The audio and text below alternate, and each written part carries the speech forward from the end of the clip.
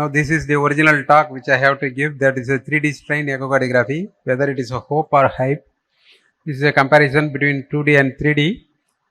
3D is based on real-time volumetric imaging that allows acquisition of a pyramidal data set. You can see here. And there are empty number of advantages, and the limitations are that it has to be ECG gated. Now coming to the myocardial strain, what is it? Strain is a dimensionless index of change in length, that is the initial length and the contracted length. You subtract and divide it by the initial length. And the longitudinal fibers of the heart lie in the endocardial side, and in the center you have the circumferential fibers, and outside you have the oblique fibers. Now the complex combination of deformation, that is a strain, is to produce ejection, is that from the base to apex there is shortening. This is the longitudinal strain. Now circumferential strain is the circumferential contraction, and you have the twisting function. The apex has a counterclockwise rotation and the base has a clockwise rotation. So this is a twisting motion, and there is a wall thickening during ejection, that is called the radial strain. So this is radial strain, this is circumferential strain, this is the longitudinal strain, and this is the twist, apical and basal movement. Why 3D LV strain? Now 2D LV strain has been almost standardized. Now why you are advocating 3D LV strain?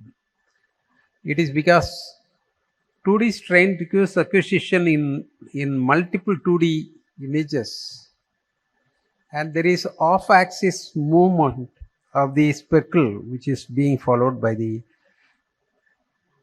is what you see here. In 3D strain it is a volume, it's a cube of speckle which is moving, whereas in a 2D strain it's a small dot. So when the left ventricle contracts, the dot may be going out. It's called as out of axis movement.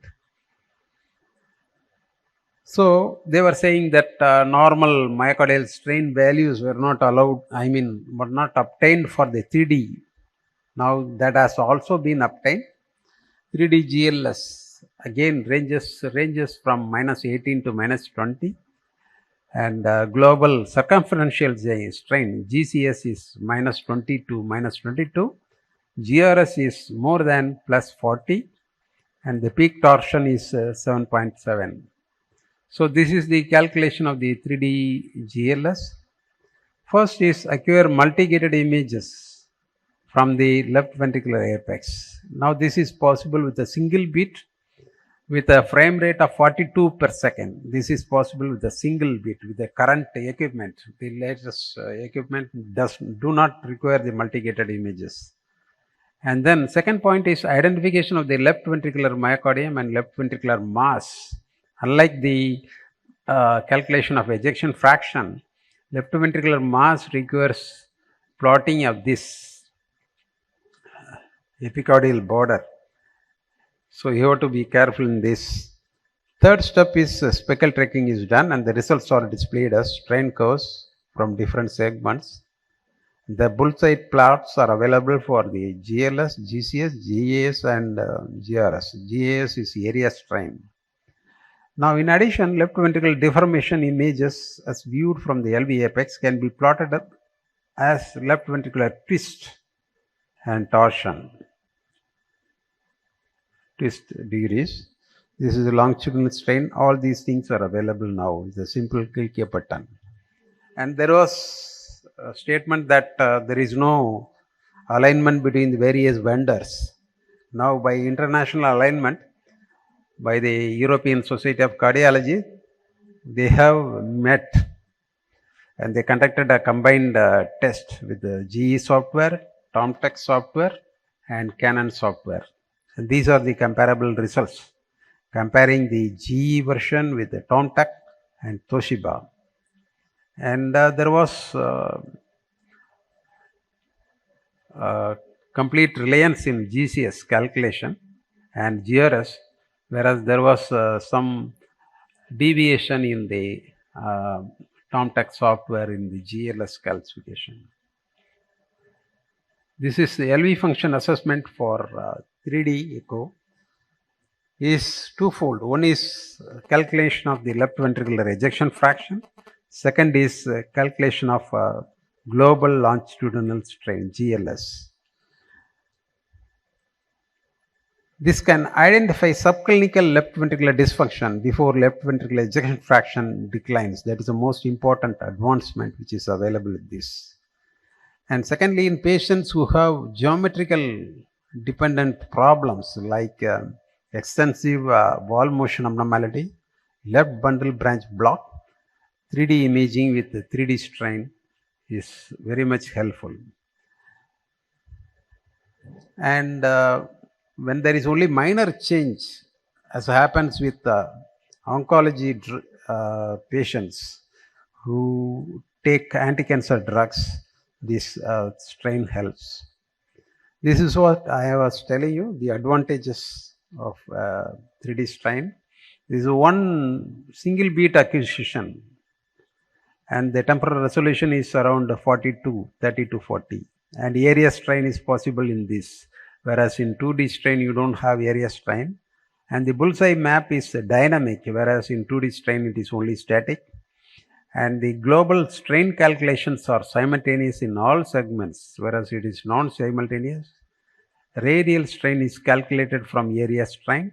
This is the most important point. Out of plane motion speckles are present in 2D strain, whereas it is absent in 3D strain. And definition of end systole is the time of LV minimal volume in 3D strain, whereas here it is time of the aortic valve closure. And now this is the most important advantage of having the GCS, GRS values in addition to GLS, that is a global longitudinal strain. You can see here, this is the ejection fraction, the red. When the ejection fraction is not getting reduced, the GLS first reduces, you can see here. And the global circumferential strain is the last one to get reduced. So this type of advancement and assessment is very useful in patients with heart failure and preserved ejection fraction. These are the subendocardial left hand and right hand morphology.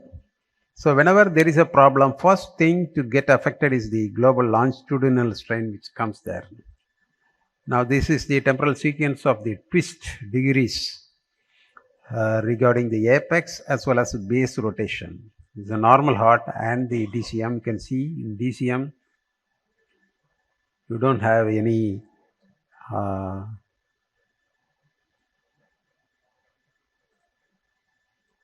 yes. So that gives you additional advantage in classifying patients with a dilated cardiomyopathy. This is one of the leading journal publications where the twist is reduced, the prognosis was bad. You can see here, this is a dilated cardiomyopathy with the reduced twist had a bad prognosis. This is of utmost benefit to the electrophysiologists in the EP lab. Now they are doing activation mapping by using the area strain.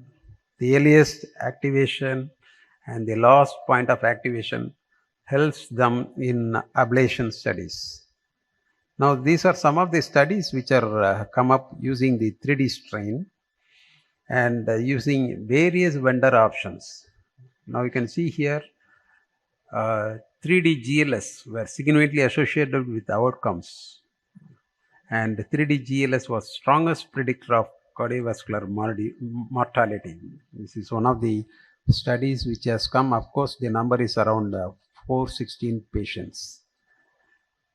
And the second study, again conducted in 2019, involving 100 patients, 3D GLS was associated with outcome. So I will illustrate a case. This is a post-myocarditis COVID patient, had a reduced ejection fraction, you can see. And this is the myocardial work index. And we have done the GLS, GCS. This is the area strain. So you can see that this is static, this is dynamic. So dynamic AFI, this is possible only with the 3D, and area strain calculation is only possible with 3D, and the circumferential strain calculation is possible only with 3D with a single beat, whereas in 2D you have to take multiple images from mitral valve level, PM level, and apical level. So that is how it goes. And this is the patient, CMR. She had normal epicardial coronaries, and just I want to show you this septal flash. See here, this is a septum which is seen. There is a septal flash which comes up. This can be identified by this technique. So it is very helpful in patients with cardiac resynchronization therapy to identify the septal flash and the earliest. This is a septal wall. You can see here this is a 4C plane, the bullseye plan, and this is septal wall, this is a free wall. All directions you can see, and the septal flash can be seen, identified very easily. So in addition, you have the LA strain. In a single shot, you can calculate the LA strain. And this is the methodology of calculating 3D LA strain. And in a single calculation, you have the LA emptying fraction as well as the reservoir strain, LA strain, which is calculated very easily.